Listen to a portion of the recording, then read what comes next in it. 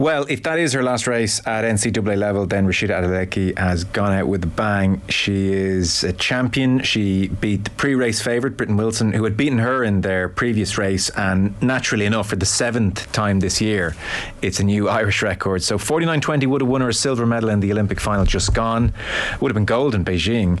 Her previous best was 49.54. So as she grapples with the 400 metre distance, she is improving at a scary rate. Very happy to say Derval O'Rourke is with us. Hey Derval, long time no talk. How's it going, Joe?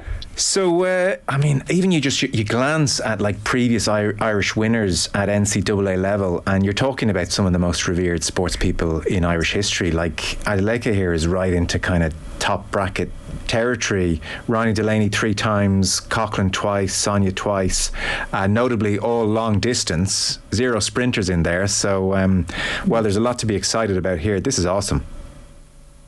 Yeah, it is. And it's so tempting to go galloping down loads of different roads.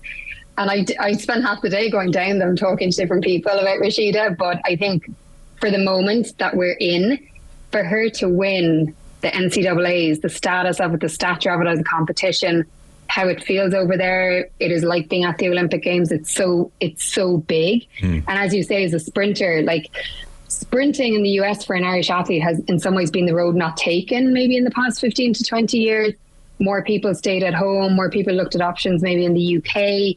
But Rhasidat made that call to go there. It was an amazing call, an amazing decision made when she was young and at a time in her life where she was maybe at a bit of a crossroads, having not gone to the Tokyo Olympics. So it's paid off. What she's achieved is outrageous. I was trying to figure it out today to compare it to another sport because, you know, we're all such track nerds that it makes total sense to us. But I was kind of going, is it like, you know, when Shane Lowry won the Irish Open as an amateur? Is that kind of this moment a bit in another sport? I don't know, but it is in and of itself, removing what it brings us to, it is a phenomenal night, phenomenal achievement. The way she did it was outrageous. So yeah, it's pretty exciting. Well, I wanted to ask you about the way she did it. So it's an amazing time, and yet it struck me, and I'm sure lots of people looking on, that this wasn't I'm in control of the race, I can employ my best technique and run against the clock. Like, she was in a dogfight and still managed to produce such a brilliant run. So I don't know, in your experience or you know, based on your observations of sprinters generally, do you tend to pluck out your best time when you're in a race with an opponent right beside you, or does that make it even more impressive she did that? You see, the time one for me is always interesting because I don't care a lot about times and records, and I know that might sound funny. The times are really easy to give us context. They can give us context in terms of like, where does it put you in the world right now?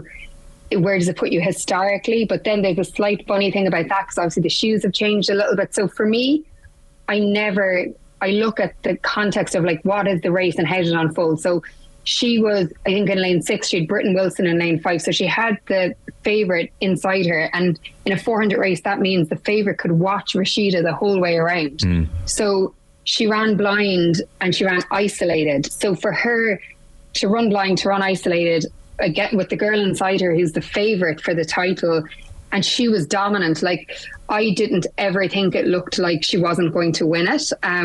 Britton Wilson coming off the bend with 100 to go made a move. Rhasidat was too strong. I think her capacity to race. So for me, I think all those records should come ideally for a sprinter in a championship, right? Because you should be going at your best. Like, your best times should come from a championship race, because where you're the most excited, the most switched on, and you have the most fight should be a championship race. And if she doesn't have that fight at an NCAA championship, you know, when are you going to have it? Like, I think, but that's the thing about her. That is when she has that fight. I think she wasn't racing, I don't think necessarily for the time. I think she was racing for the title and even defending the title. Like, so it was on in Texas, it was on her home track. There's an amazing video today going around where she went up to the camera saying, I'm not going to get beaten on my home track, or something along those lines, So she wasn't being beaten, and even the commentator was surprised. I think a lot of people in the know felt like Rhasidat is headstrong, she's stubborn, she's competitive, and it was the perfect fire for her to explode in. Well, to extend that point, here's what she said about the race.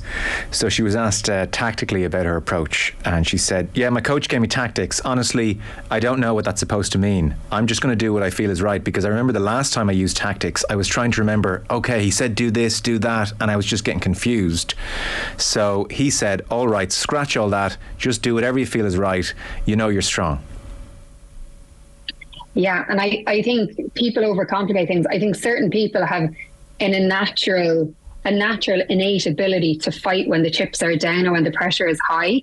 And you had a packed stadium, thousands of people chanting her name, and you know, as a coach, she's a fighter. And like, I would always have this argument that as a coach, I think you can give people the tools and then you have to set them free and see what they'll do under that pressure. And for me, that's her greatest attribute. I know physically she's incredible, but how she performs under that pressure, how she comes alive in it. Like I've kind of said this, that I always think about her. She's kind of calm in the chaos, because those situations, those championship races are chaos. And she is that calm. You can tell by looking at her. And that moment when there's like 80 meters to go and you have that voice in your head of like, lean into the lactic and the pain or tighten, she'll lean in. And I think he knows that, and I think she's getting more and more confident. You have to remember, she doesn't turn 21 until the 29th of August, exactly 6 days after the World Championship final for the women's 400. So she's learning every time, and it's phenomenal to see.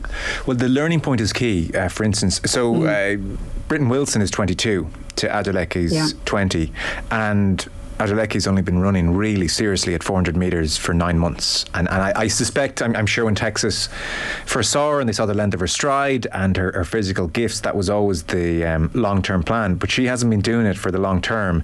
And one of the questions at the start of this year was, well, could she break maybe 50 seconds? That would be, you know, a good improvement. And here she is at 49.20.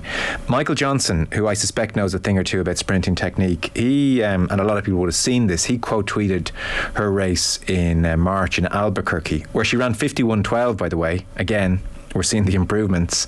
And he said, look out when she learns to use those arms. She's carrying them instead of using them to drive the legs, and the difference is significant over 400. Helps increase speed and reduce fatigue. What is your sense of her technique at this stage?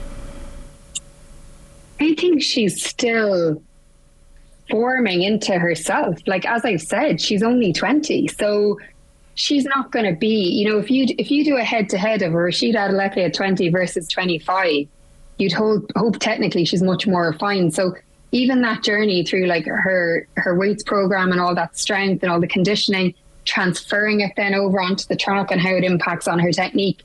Like, I think this is a work in progress. Like, it's just not the final point, and for the level she's at, for this not to be the final point is pretty insane. So I think her scope is huge. But for me, again, it's back to the how and when will she fight for medals and titles?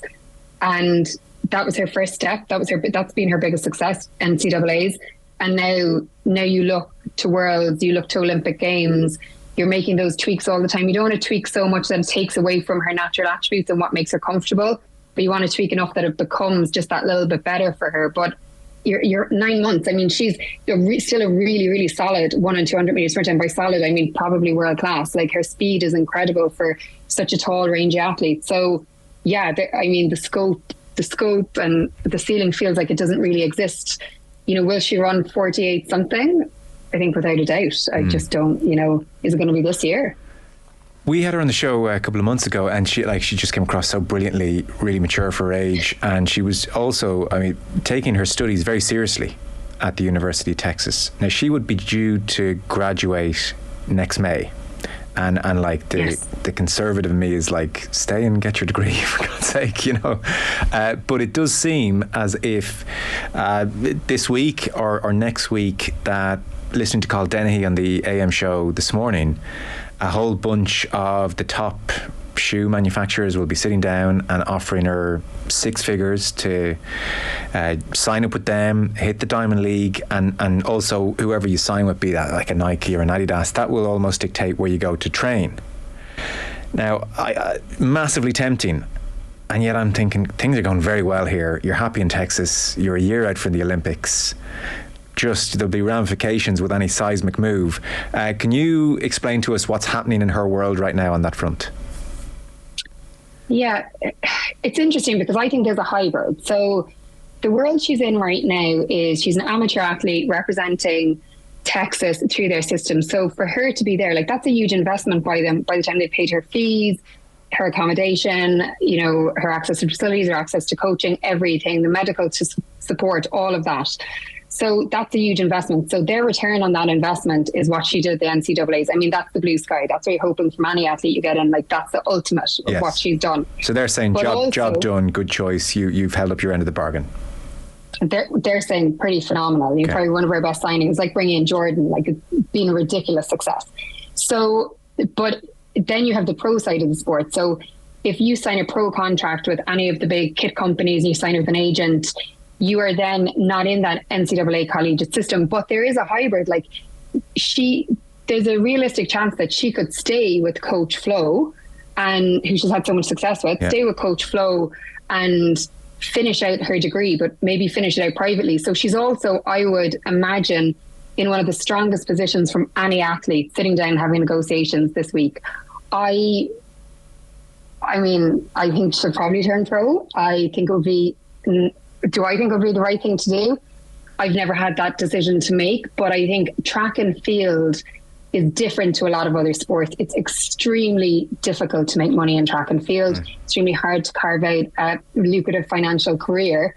And it's rare we have these conversations. So the fact that she's sitting down with various agents, probably various kit companies, being shown what's in front of her, she can negotiate. She's in a really good position to negotiate her terms and her conditions through Paris, because every kit company wants her to be in Paris and to be in Worlds this August with a chance to win. You know, that's the reality, right? So what's the best way to get them there? Like, and if they believe that her terms will get her there in the best way, why would they not sign up to that? So I think she's due to finish, you're right, in May 24, because she's doing some extra classes because she started halfway through a semester, but I'm sure she could figure out a way to do that privately. But I mean, Joe, there's no guarantees in the sport. And if you're being offered $400,000 or $500,000 contract and you're looking at securing an element of your future, and then if you can secure a large amount of the structure you're currently in, I would be saying, why would you not do it? And also, Coach Flo has really good experience of pro athletes. It's not like he hasn't done this before. He has.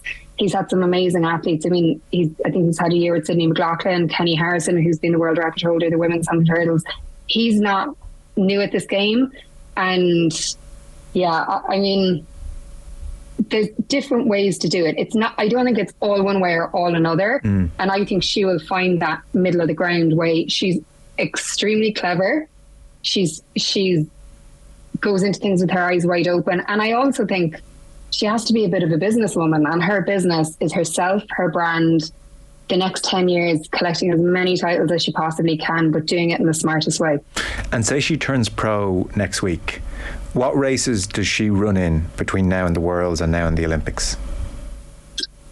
Well, you know, if I were her, or I were her agent, or I were her coach, and she's turning pro, I would be saying probably more from her coach than anyone else. I'd be saying, okay, she's turning pro, and the ultimate prize here for you is that she runs the best race of her season, or does as well as possible in World Championships. And for her to do that, this is what we believe is the best path. And I think for a company to sign her now, her value is so high that they need to trust whatever. If it's, I mean, I think, do I think she should stay with Coach? Of course I do, because look at the success. So whatever he's saying, the pathway is from here to Budapest, and then the bigger prize from Budapest to Paris. As a kit company, as an agent, I'd be saying, okay, you've done a pretty good job so far. You tell us what the terms are here. Like, if you take a Sydney McLaughlin, right? Sydney McLaughlin, superstar, 400-meter hurdle world record holder, huge name in track and field in America. Rarely races. Raced last weekend, the Paris Diamond League. Bobby Kersey is her coach. Bobby decides when Sydney McLaughlin races. The kit company doesn't, the agents don't.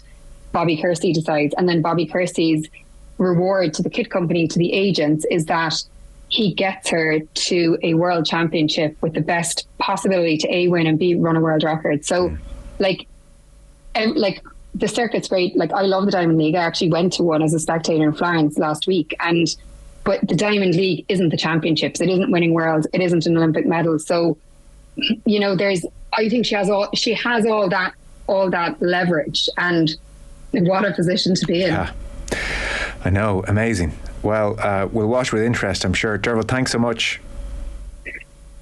Thanks for having me. Cheers. Always great to talk about this kind of story. Well, absolutely. Derval O'Rourke with us there, talking about the rise of Rhasidat Adeleke.